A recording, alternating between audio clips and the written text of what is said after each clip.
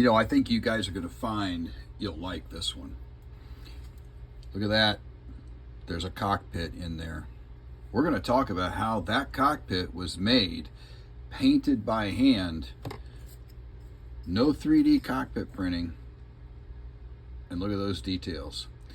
All right, let's get rolling. So there's a couple things that I want to go over about cockpits. Okay, I love the 3D decals, don't get me wrong. I really do. I do hate sanding them down, sanding the cockpits down in order to get them all smooth, in order to put the 3Ds on there. But in the end, man, they look great. But there's nothing more satisfying than building a cockpit that ends up looking like this or better. I mean, this one's got some serious detail on it. So I know that the video probably doesn't do it justice, but we got all of our warning panel over here, and in between the warning panels, I've been able to get the grays. I've been able to get very clearly identified round dials on here. I've been able to get the different colors on the radar scopes. I've been able to pull out the different switches that are on the panels, and also even to get some definition around the panels. Put a little weathering in there to get some highlights going and different things like that. So this is pretty satisfying. Probably one thing I could have done a little bit better, and I could probably pull out some decals to do this, but I could put the actual instrument dials inside of these various instruments. But that can get a little challenging sometimes. So either way, let's talk about how we got there. We're going to use an F100 cockpit, actually an F100F cockpit, because this one's next up on my list, or theoretically is next up on my list. I've actually been tempted by one of the guys over at the Jack Weissler Club to do the YF-12, the SR-71 fighter version. But let's go through this cockpit. All right, first thing I do is I lay down in this case, a gray coat, or you could just call it whatever base coat you're using.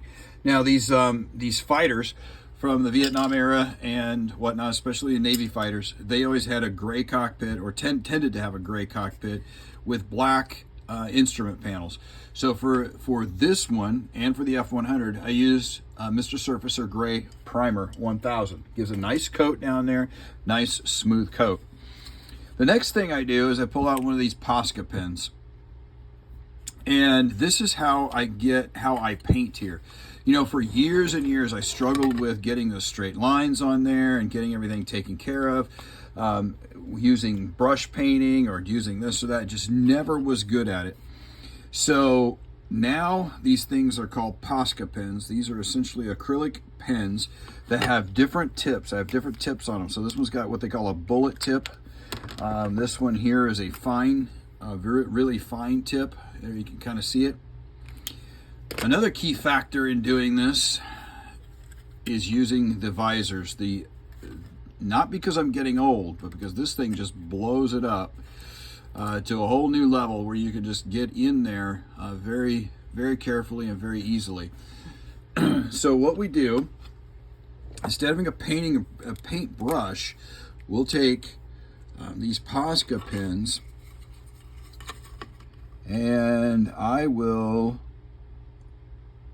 very carefully brush along an outline where I need to go. Now, I'm not perfect in this, okay? That's one thing you need to understand, is that this is the first or the second layer. The gray is the first layer. The second layer is this black. It's all about how we finish this, not how we start it. So I'll get it in there and I'll rough it in. So if you kind of like building a house, you're going to want to rough it in. So, you know, I might get an outline going. So I got the outline going here. Let's say I'm just going to cut it off right there. Then I need to fill in. I'll go get a different size brush or a different size tip and finish filling it in. Okay? All right. Enough of that. So here's the here's the front instrument panel for the F100. You can see I've done 1/2 of it already. That's another key thing, is that because these are wet paint, I'll do just one side or 1/2 of it at a time, so that way I can put my finger on it and really steady it and get right down in there. And then I'll set it aside and let it dry for a little bit. And that's what I've done with this guy here. This is the front instrument panel. You'll notice it's not perfectly, all the lines aren't perfect there. Again, wait, we'll get there. All right, so how do you get it cleaned up?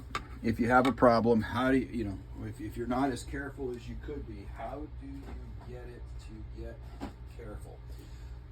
Very, very tight lines. Well, there's a couple of ways to do this. First of all, cocktail sticks, or however you want to call them, toothpicks. I will cut one of these so you get a very nice, very, very nice tip there, a wedged tip. Okay, and I'm going to set that one aside for a moment because we're going to go after this one here. There's a couple of spots. Very hard to see on the camera, I get it. There's a couple of spots on here that need to be trimmed up. So what I'll do, because the cocktail stick being wood, and it's a soft wood, as I rub it along the line, the engraved line on here, and just lightly rub it, it will remove the black but retain the gray if you're not too aggressive about it. And then all of a sudden you get sharper lines that are in, and you can get inside here. So that's one way to address this. Another way to address it is through a needle or a very finely pointed sharp object, if you will. So one of the things I like to take is either you can buy dental tools that are tooth, picks for teeth that have needle type things on the end of them, or you could take your tweezers if you really need to get in there, and you could do the same thing and go around it. So when I painted this red section here, I used the red Posca pen, went over the top of it. Then I took my needle and I drug it almost like re-engraving or rescribing a line, and just lightly drug it down in between all those lights and those actuators and all directions that I needed to go. And if you were really closely looking at it, let's see if there's a way to get closer. Oops, I'm breaking that thing off and I didn't mean to, but well, guess what? Perhaps that will be helpful. It was helpful. Imagine that. So you could see the lines that are in between there because of that. All right, so the Posca pen got me the red. The Posca pen also got me the green and the orange.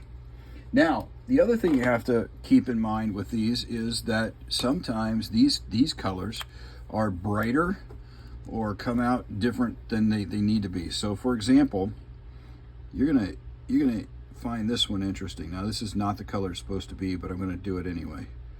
Look how brightly fluorescent that green is. That is the same darker green that's on here inside of that dial. Now, how did I get from that bright to that darkened color?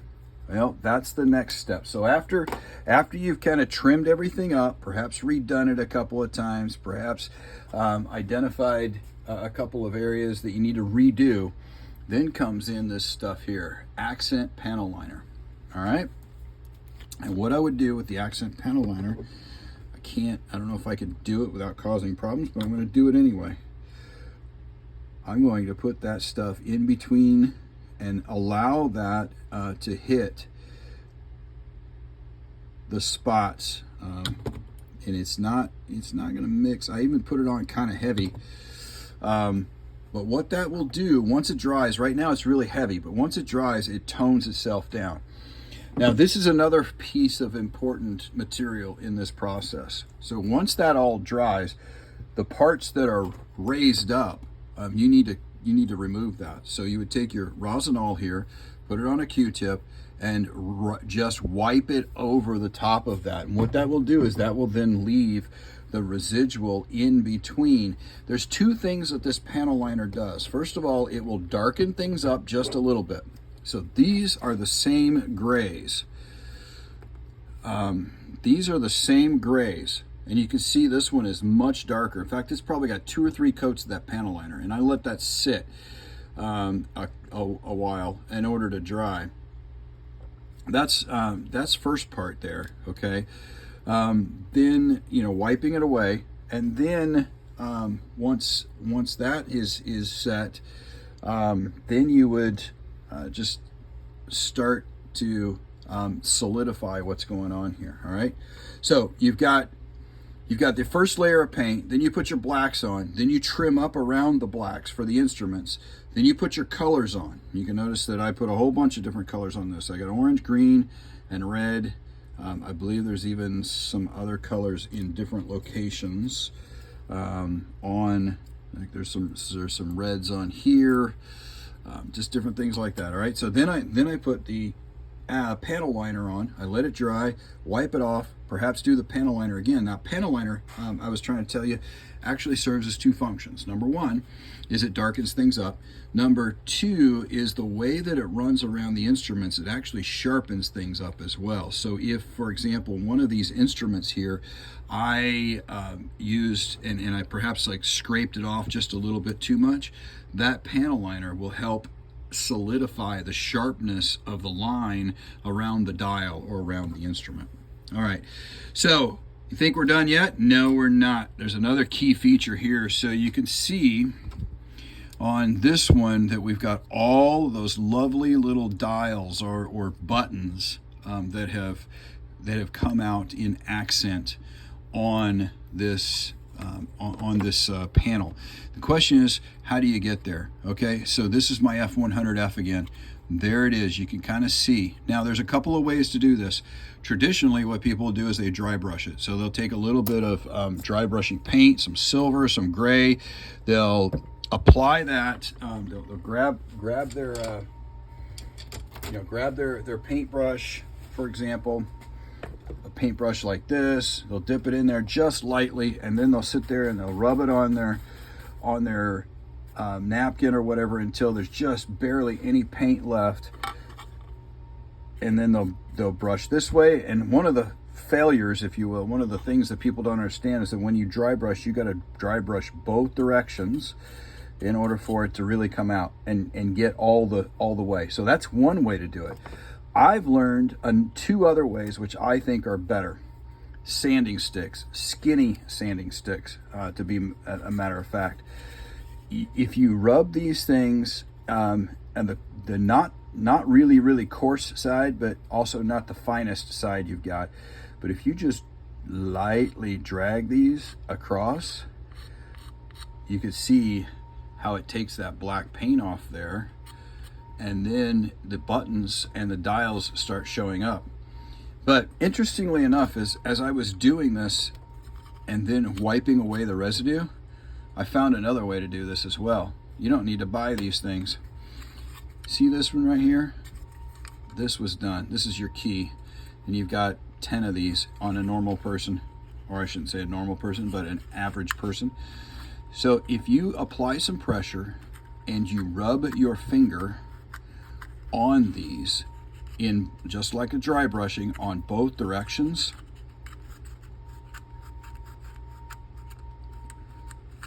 look what happens. Let's see if I can get it. Look at that. That was all black a moment ago.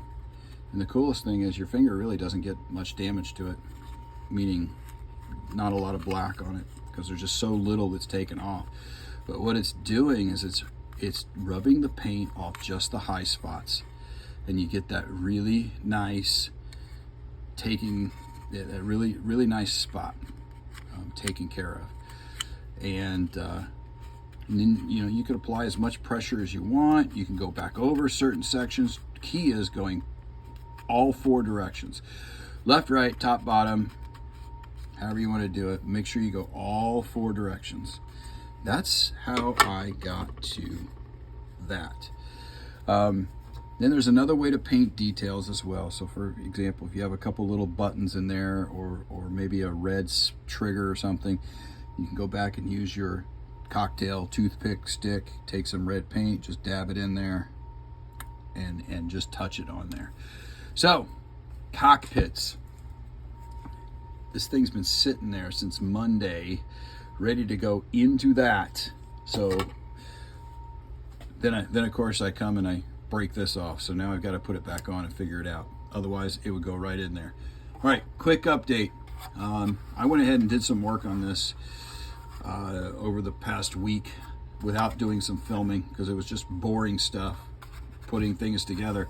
The one thing that I will share with you on this Phantom is that inside these wings right here, there are some ledges. Make sure that the edge of your intakes all the way back, the intake trunk all the way back to the exhaust ports, exhaust areas, make sure that those ledges have these intakes sitting on them, because if not, so what happened with mine, and I should have done the video, but it went in perfect over here, and then over here it wasn't sitting on one of the ledges here, and so the intake was kicked in. There's a big gap there. All I had to do is kind of pop it out, put it back right on there, and now it looks wonderful. The other thing that I recommend you do, so I put a bunch of glue right here, put some glue on the inside of it as well, but then I ran some of my liquid cement, this kind of stuff. I held it, use gravity. I held it like this so the liquid would run down. Took some of that, tapped it right here, let it run, tapped it again, let it run. And what that does is that gives you some nice, tight, sealed edges, if you will, right in there. And I did the same over here, but use gravity, let it run down, let it run down.